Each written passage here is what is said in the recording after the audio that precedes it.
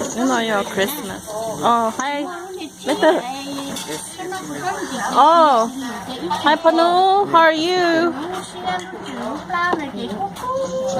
Merry Christmas. Merry Christmas. Oh.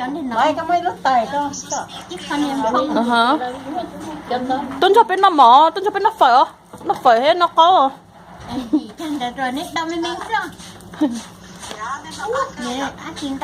Nó cá mà chỉ tôn cho bên nó.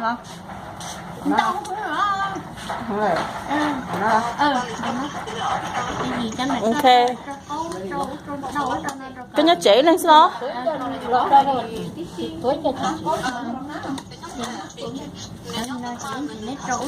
Ồ, bây giờ. Oh, okay, well, oh.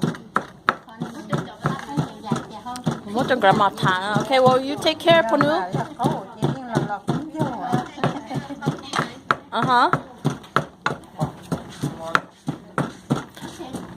Nó Christmas chơi nhá phía thế nhá bà thì tôi tỏ với nó nè.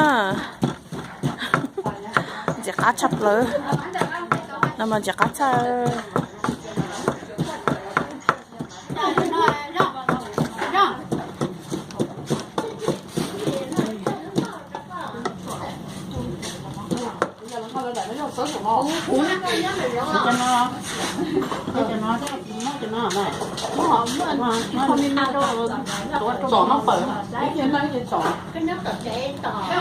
Nên chết tôi hay mà hay bỏ đấy à?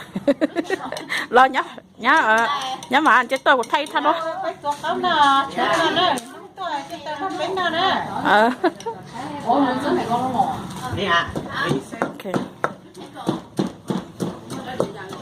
Kê cho nó yo chốt sơ lò nó yo cho phở nè mà nào rau xà lá cho mít bò trừ theo gai nhu lá nhu tôi xưa có tàu theo là bò cho rau xinh dây bấy dầu theo rau xinh theo đỏ theo